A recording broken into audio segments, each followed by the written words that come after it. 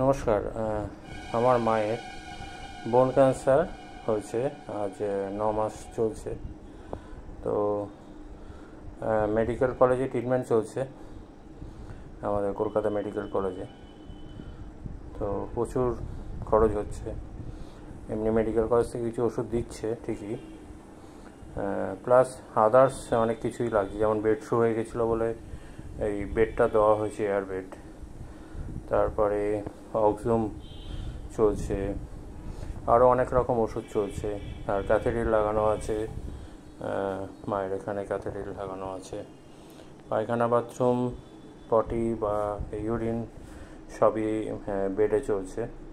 কোনোভাবেই এখনও উঠতে পারিনি, পায়ে এখনও জোর নেই।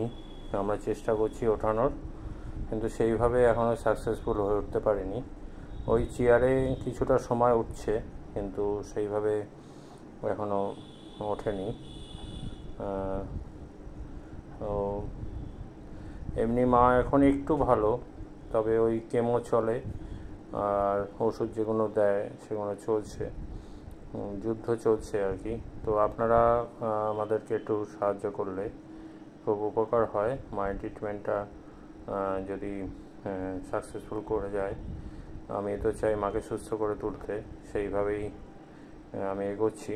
তো আপনারা একটু পাশে থাকুন, একটু হেল্প করুন, একটু সাহায্যের হাত বাড়িয়ে দিন, এটাই আমি চাইছি। তো সেই জন্য আমি এই ভিডিওটা করলাম। আপনারা সবাই আমার পাশে থাকবেন। এই ট্রিটমেন্টের জন্য অনেক খরচ, একা আমি পারছি না। আর প্লাস আমারও পেসমেকার বসেছে বুকে, সেই জন্য আমিও একটু কমজোরি হয়ে গেছি। আমি মায়ের একমাত্র সন্তান, বাবা নেই, বাবা গত হয়েছেন 7 বছর হলো। তো সেই জন্যে আপনারা একটু হেল্প করবেন, একটু আগিয়ে আসবেন, এটাই আমাদের কাতর প্রার্থনা। ভালো থাকবেন, নমস্কার।